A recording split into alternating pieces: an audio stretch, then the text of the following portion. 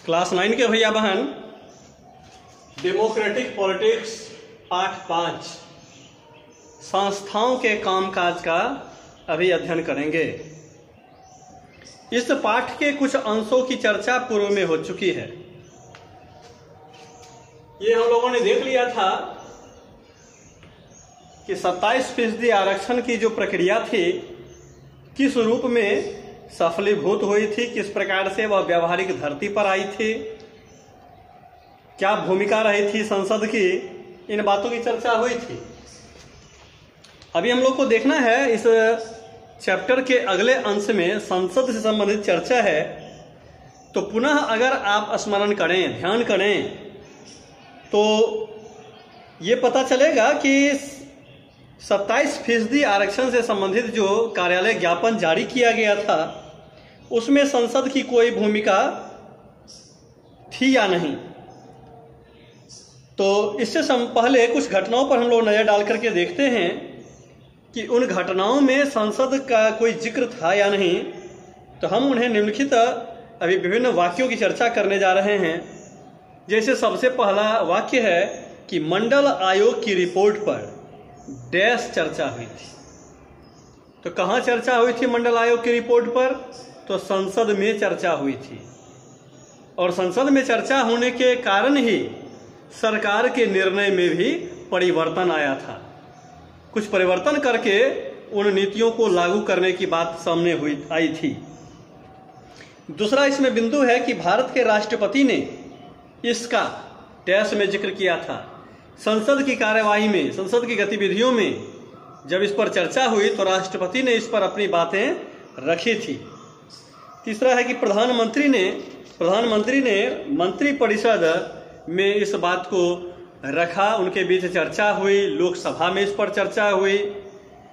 तो हालांकि यह फैसला डायरेक्ट संसद में नहीं किया गया था, लेकिन इस रिपोर्ट पर संसद में हुई चर्चा के कारण सरकार की राय प्रभावित हुई थी, और इसकी वजह से सरकार पर मंडल आयोग की सिफारिश पर कार्रवाई करने के लिए दबाव भी पड़ा था। अगर संसद इस फैसले के पक्ष में नहीं होती तो सरकार यह कदम नहीं उठा सकती थी।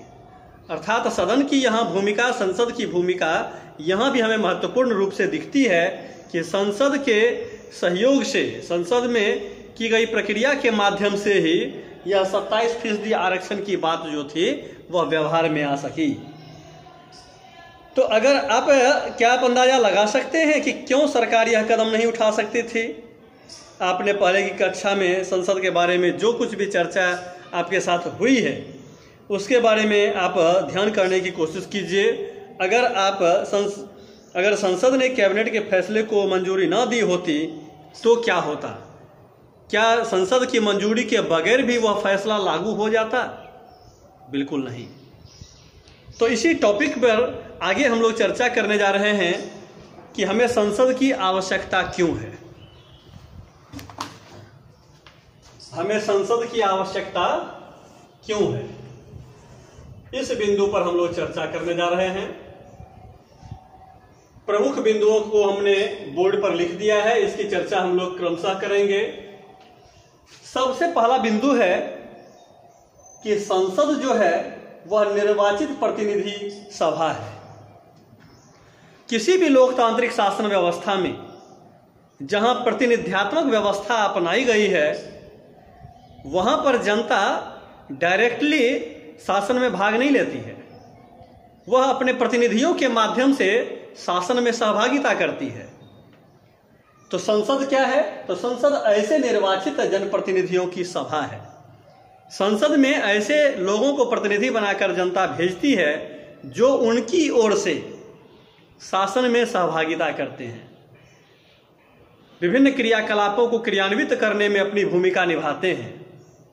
तो इस कारण से अगर संसद ना हो तो देश की व्यवस्था को संचालित करने के लिए जनप्रतिनिधियों के माध्यम से जो व्यवस्था बनाई जाती है वह सफल साबित नहीं हो पाएगी।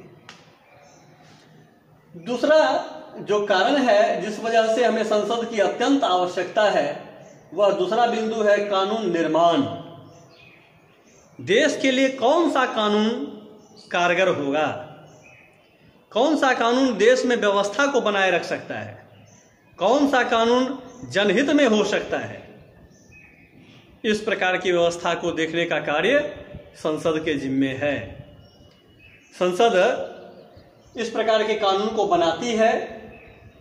यह संसद जनप्रतिनिधियों के द्वारा ही निर्मित सदन होती है। तो संसद केवल कानून निर्माण में ही अपनी भूमिका नहीं निभाती, बल्कि समय समय पर इसे वह संशोधित भी करती रहती है। पूर्व की कक्षा में हम लोगों ने यह चर्चा की थी कि हमारा संविधान जो है वह एक जीवंत दस्तावेज है। शायद आप भैया बहनों को ध्यान हो तो क्लास 8 में इस बात की चर्चा हुई थी कि भारत का संविधान जो है वह एक जीवंत दस्तावेज है, अर्थात इसमें परिवर्तन संभव है। संविधान संशोधन के माध्यम से यह प्रक्रिया होती है। तो कानून के निर्माण का कार्य भी संसद के माध्यम से संपादित होता है। कोई ऐसा कानून है जो कि वर्तमान परिस्थितियों के लिए अनुकूल नहीं रह गया है, इसमें कुछ बदलाव की आवश्यकता है, तो इस बदलाव को, इस संशोधन को भी पूर्ण करने का काम संसद के द्वारा ही किया जाता है। साथ ही साथ कुछ ऐसे भी कानून हैं जो कि आज के समय के लिए उपयोगी नहीं रह गया है। क्योंकि हमें जानकारी है कि हमारा संविधान जो है वह 26 जनवरी 1950 को लागू हुआ था। यह बन करके तैयार हुआ था 26 नवंबर 1949 को, अर्थात लंबी अवधि बीत चुकी है।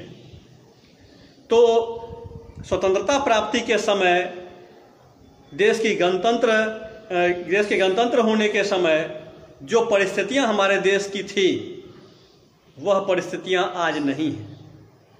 काफी परिवर्तन आया है समाज में, लोगों की सोच में, राष्ट्र की आवश्यकताओं में। तो बहुत सारे ऐसे भी कानून उस समय बने थे जिनकी आज के समय में कोई उपयोगिता नजर नहीं आती है। तो ऐसे संविधान को, ऐसे कानून को रद्द करने की भी आवश्यकता होती है, जिसे रद्द करने का कार्य संसद ही करती है। इसके बाद फिर अगला बिंदु है कि सरकार पर नियंत्रण रखने में यह सहायक है।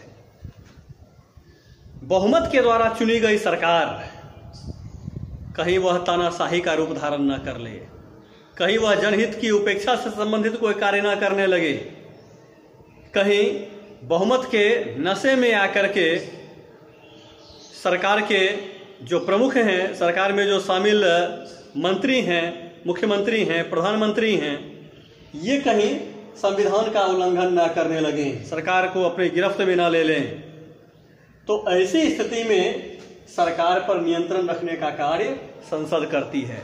अनेक विधियां हैं, प्रश्न पूछकर, अविश्वास प्रस्ताव लाकर, कार्य स्थगन प्रस्ताव लाकर, अनेक विधियां ऐसी हैं जिनके माध्यम से संसद सरकार पर नियंत्रण बनाए रखती है। अतः संसद हमारे लिए अत्यंत आवश्यक है। इसके आगे का बिंदु है वो है वित्त पर नियंत्रण। ये जानकारी है आप भैया बहनों को कि लोकतांत्रिक शासन व्यवस्था में सरकार की आय का जो स्रोत है वह जनता के द्वारा प्राप्त किए गए कर हैं। विभिन्न टैक्स के माध्यम से ही सरकार के पास धन का संग्रह होता है, जिसके माध्यम से सारी गतिविधियां संचालित होती है। देश की व्यवस्थाओं को देखा जाता है कि ये सारे धन हैं किसके? जनता के धन है ये। और इस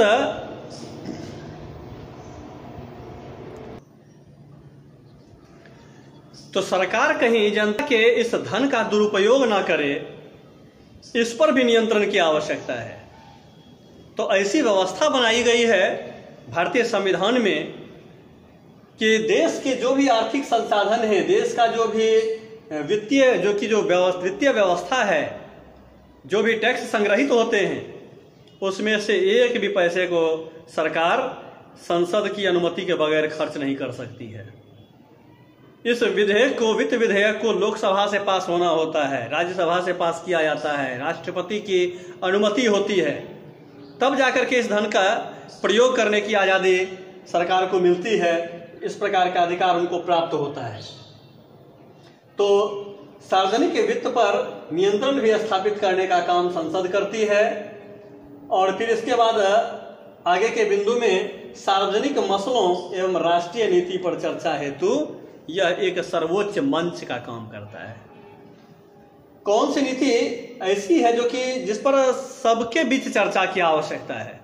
कोई ऐसा सार्वजनिक मसला है जिससे कि संपूर्ण देश प्रभावित होने वाला है, उस पर चिंतन मंथन के लिए सदन में, संसद में बहस की जाती है। तो इस प्रकार से बहस करके, इस प्रकार से चिंतन मंथन करके राष्ट्र के लिए कौन सी नीति बननी चाहिए जो कि राष्ट्रीय हित में हो, जो कि वैश्विक स्तर पर देश को एक सम्मानजनक स्थिति में पहुंचाए, ऐसी राष्ट्रीय नीतियों पर चर्चा करने के लिए संसद जो है वह एक सर्वोच्च मंच का काम करता है।